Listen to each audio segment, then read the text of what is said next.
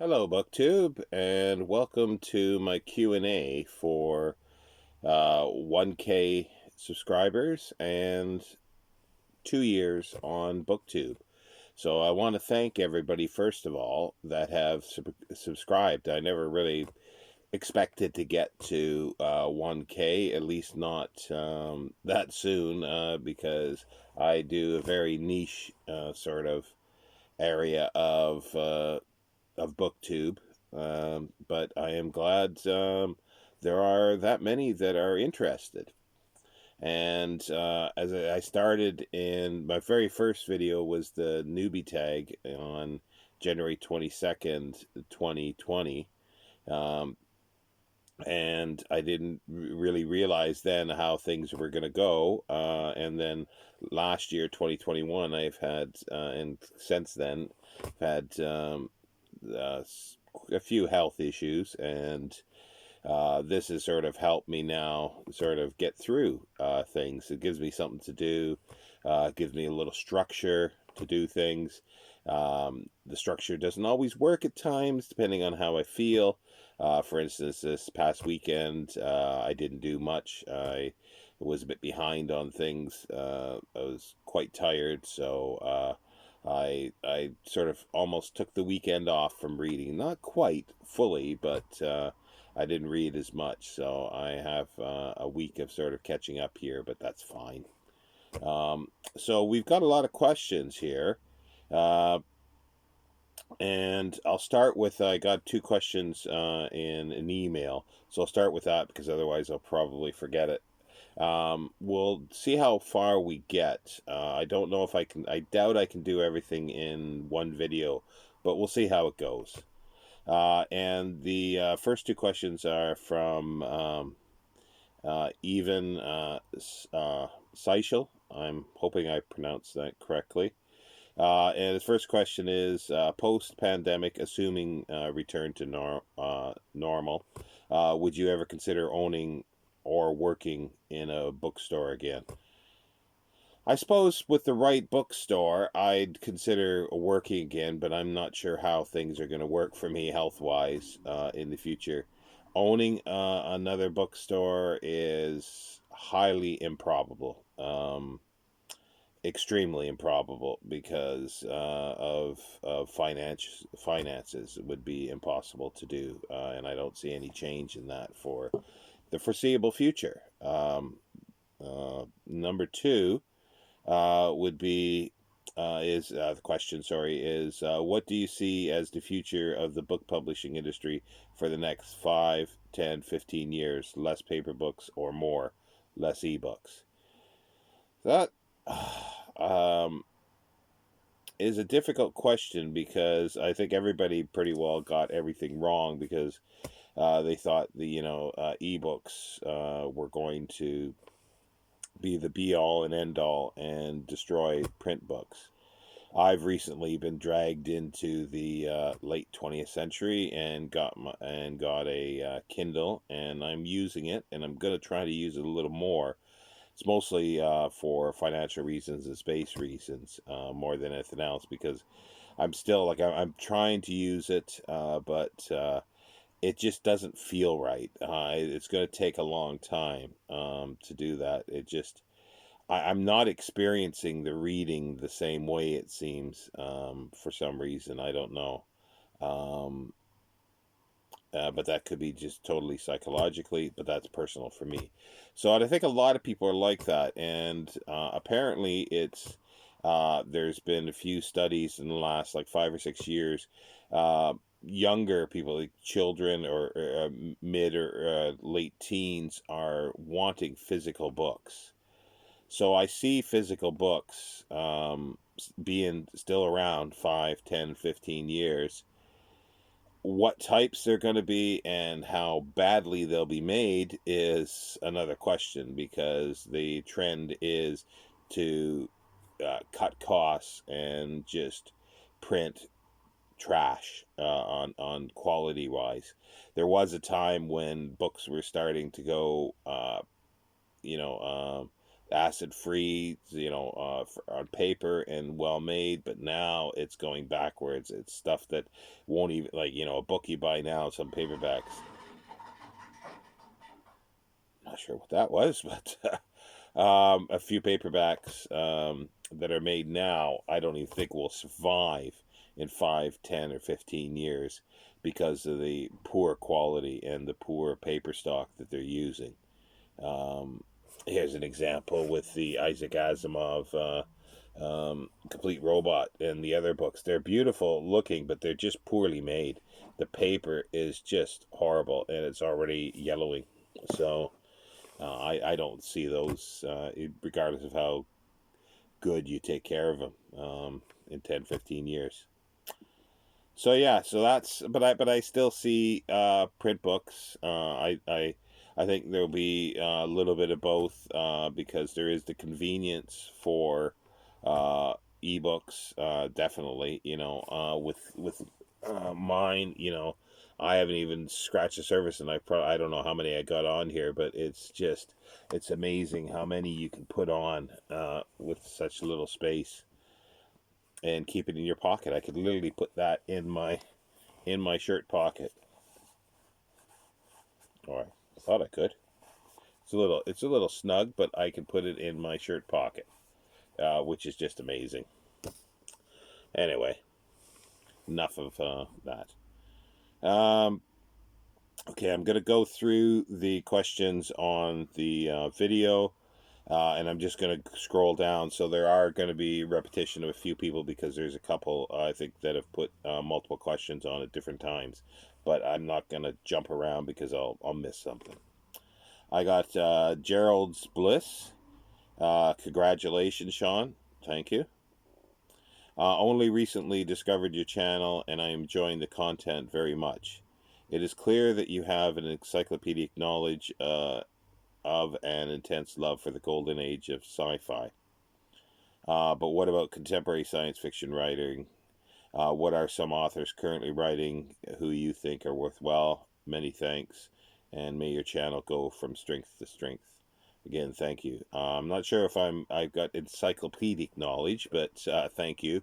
I'm always learning. I'm still learning more, and I'm sort of, I forget stuff, and then I remember, and then I learn new stuff. So, but as for contemporary, current science fiction writers, I have not kept up with them at all.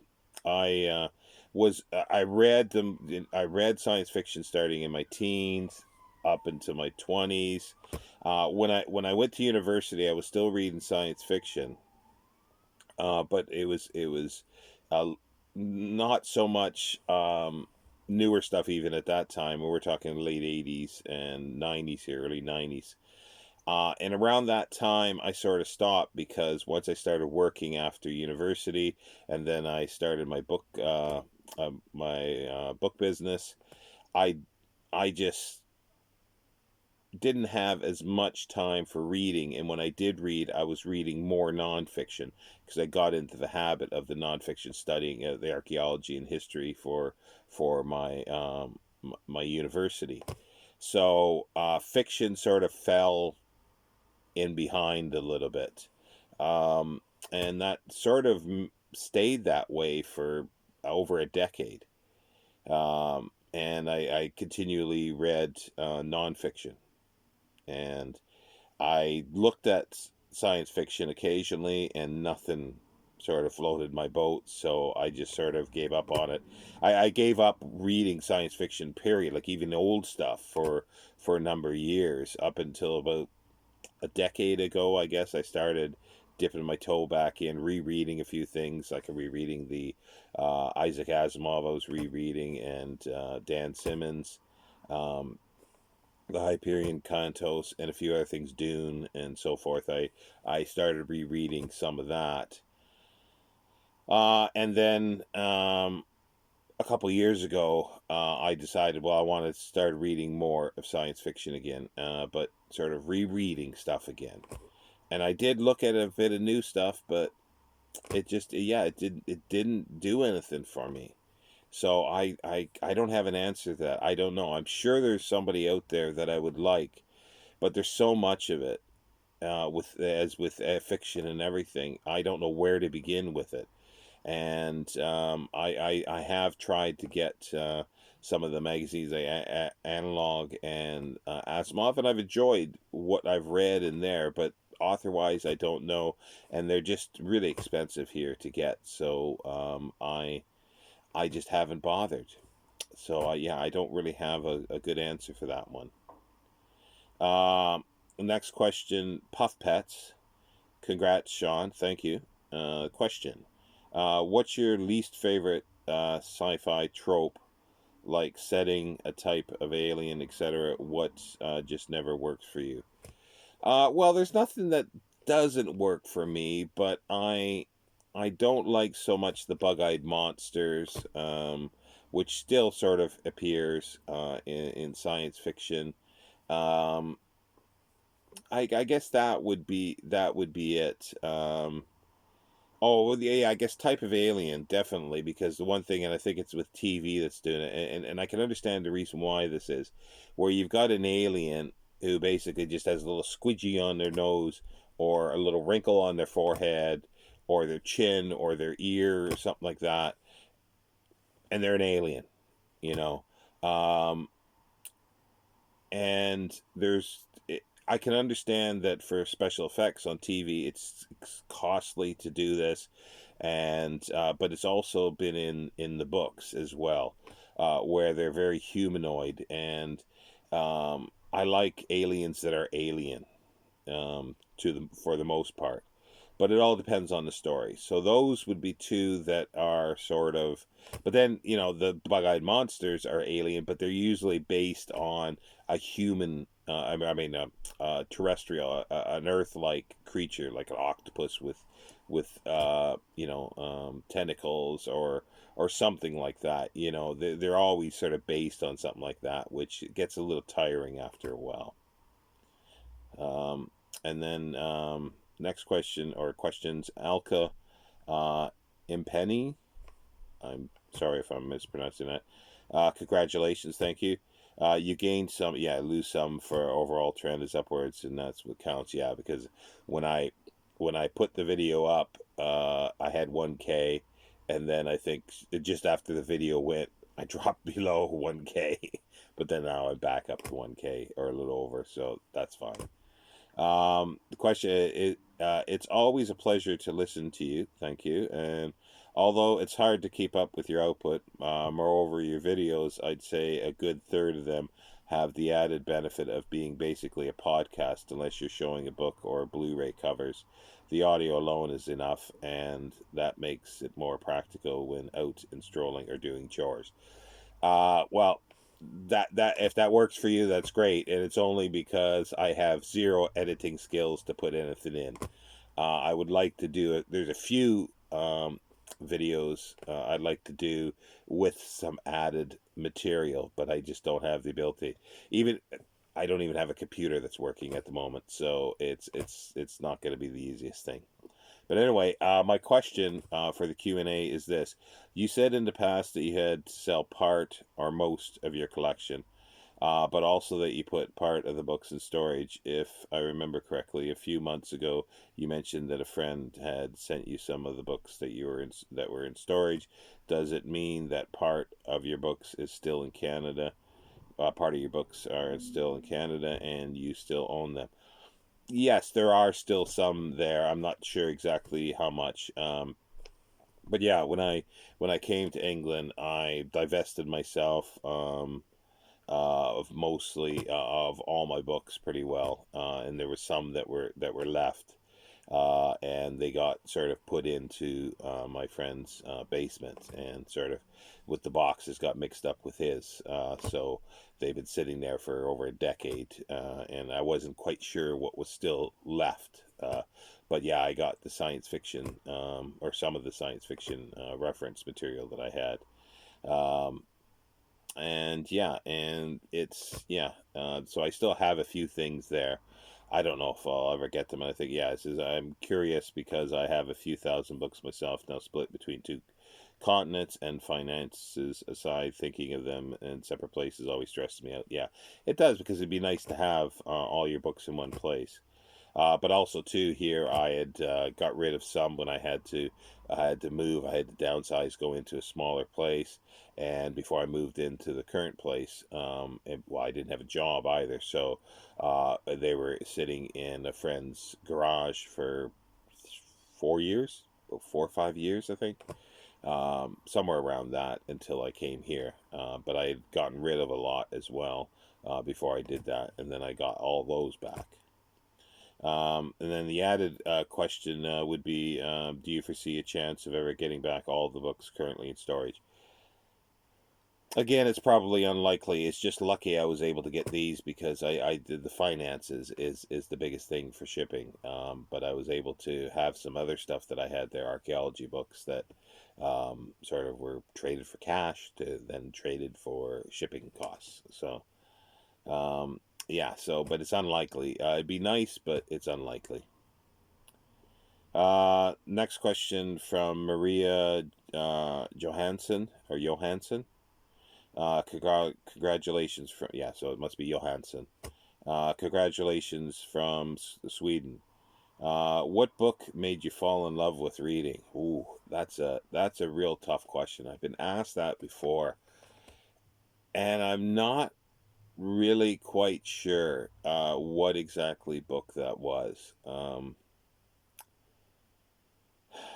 It's really, really difficult, because I know there were certain topics, there was books that I read that got me interested in topics. For instance, Elspeth Huxley's biography of David Livingstone made me interested in Africa and other things. And then probably like a time life book or something like that about the ancient world made me interested in Egypt and the ancient world. Could have been a National Geographic as well, but I can't remember exactly which. Fiction-wise, I remember reading Tarzan some of it early on, and loving that. So yeah, I can't think of any specific book that made me think of that. Just yeah. Another question from, I think this is out of order because it's his third question, but from Elka Impenny. Third question. I'm totally monopolizing this Q&A. That's fine. When you had a part of your books, some sold, some storage, but both left behind, which were the books you couldn't let go, and why? As in, you hoped to sell them in the UK, or you simply didn't want to leave their company? Well, most of the stuff went, but there were things like the science fiction stuff that I wanted to keep, the reference material, and I still got a lot of Clifford Simak paperbacks and other stuff that I had collected for that. A lot of it was stuff that there was no ready buyer for me to sort of get rid of it, and some of it sort of got mixed up, and there's a few other things, like I've got a big Arnold Toynbee collection of stuff, including a complete set of the study of history. There were ones that I really liked. My film books I had because I had a huge collection of film books, and I did have a buyer for that, and that was really tough to sell. That really hurt, but I needed the cash because I was moving to England.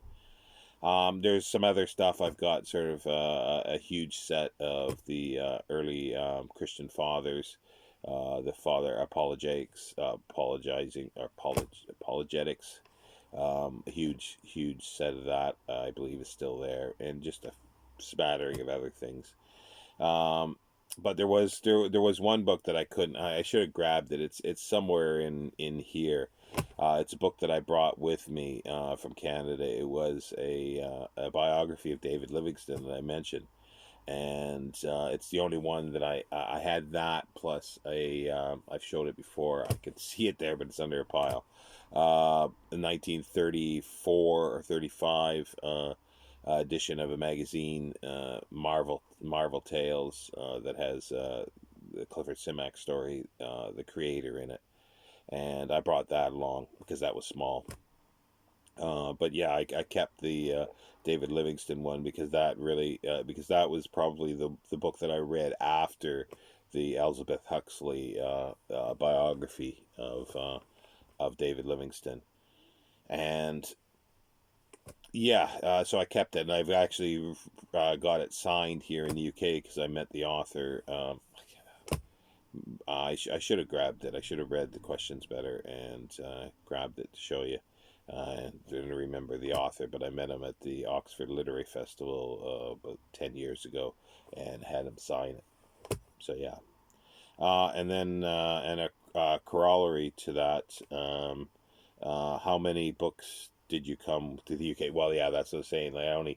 I had about 5 books, I guess. I had some other books on cathedrals and so forth. There were some Batsfords, but those I did sell.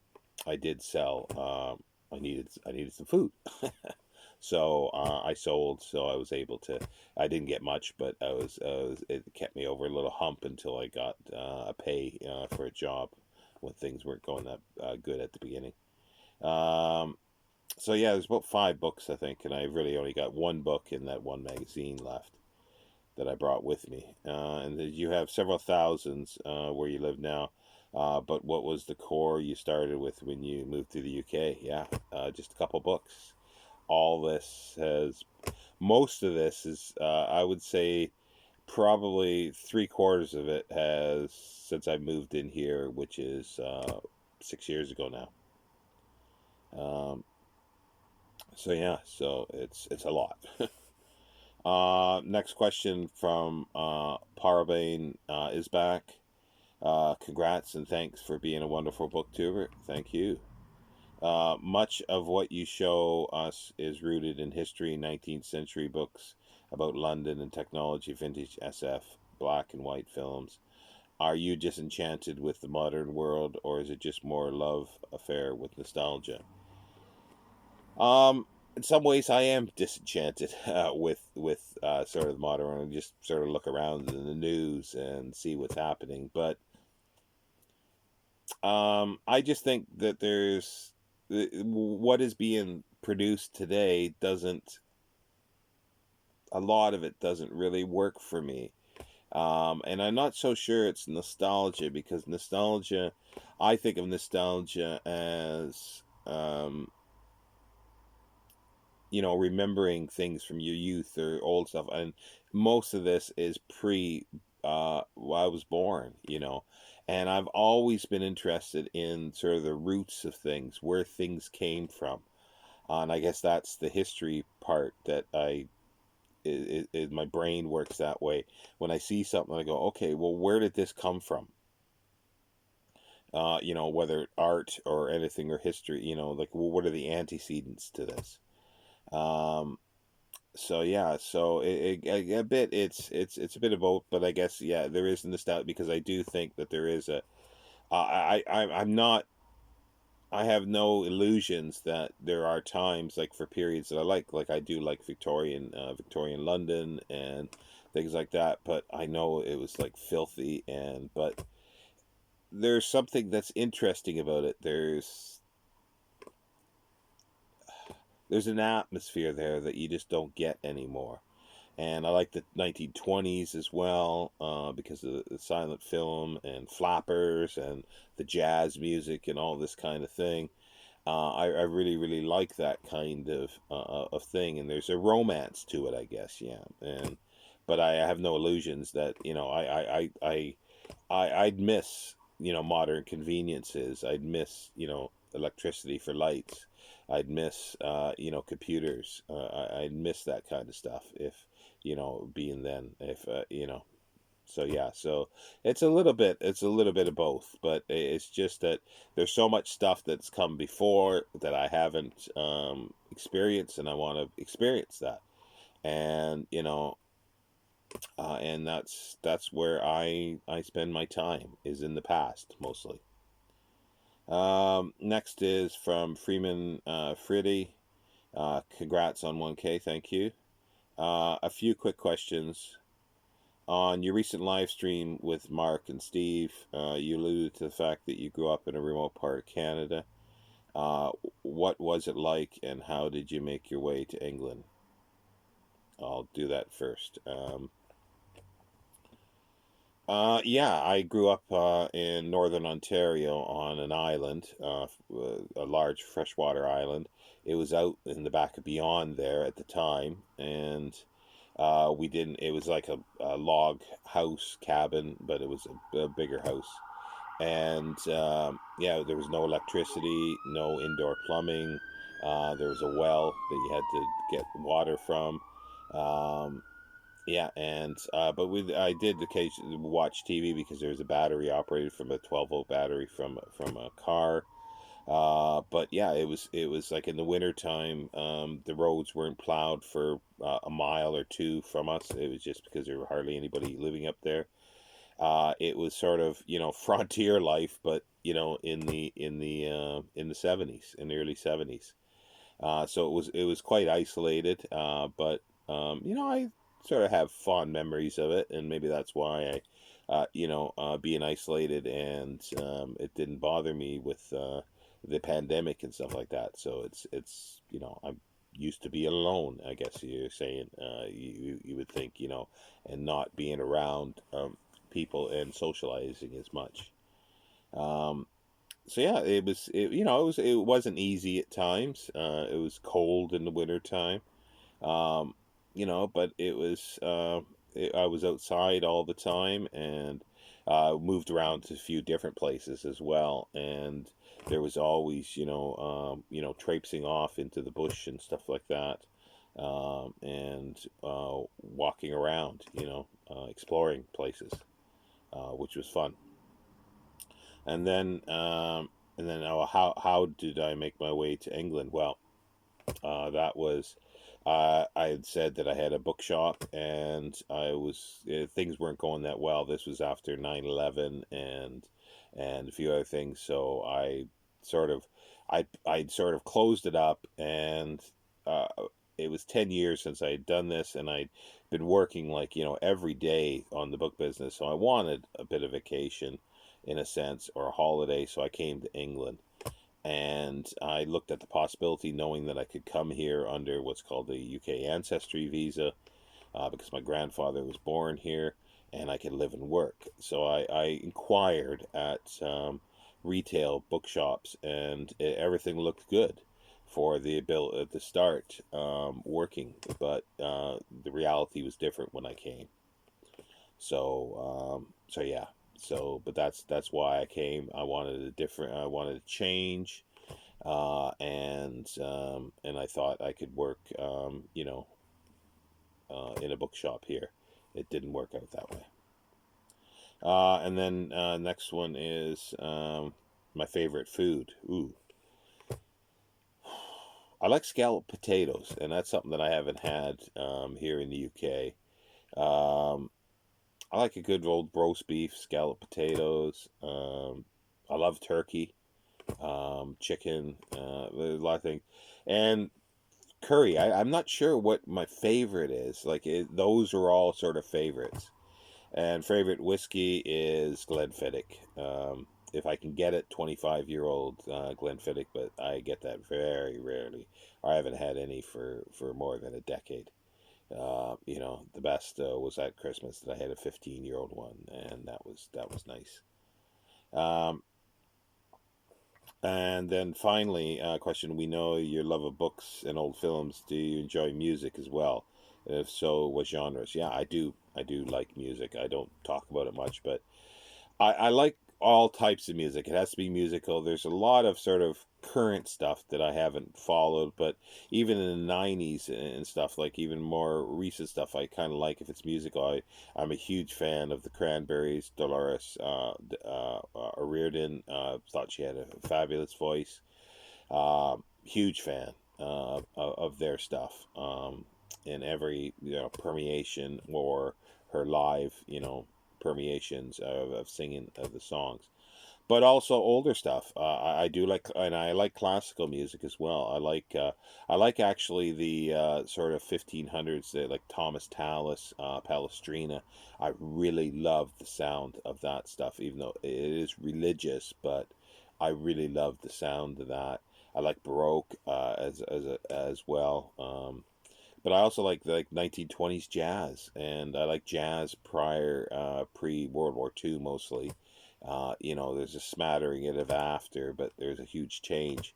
But yeah, the popular music, the dance music of the 20s, the 30s, I love it. I just love that stuff, and even before. But I also like traditional music from other countries or different areas. Like I love the African music, the sound of African music. I love sort of other folk music in other places in the world. Uh, Jazz, like I say, jazz, blues. I really like to. So I like a whole wide range of it. But again, like with most things, newer stuff doesn't always jive with me. It doesn't always tick the boxes for me. Occasionally it does, but not always. And again, I don't. Occasionally, like I haven't for about 10 or 15 years, but I used to keep up with a little more with music of what was going on, rather than in books and in films. Films I sort of was, but books I never really kept up with what was going on for fiction wise, definitely. But in films I sort of have, and I still do to a certain extent, but less so. Music right now, very less amount, but prior to that there was. But I think we'll end it there with part one, because that's at 30 minutes, and I'll start another video. I'll see you in a moment, BookTube.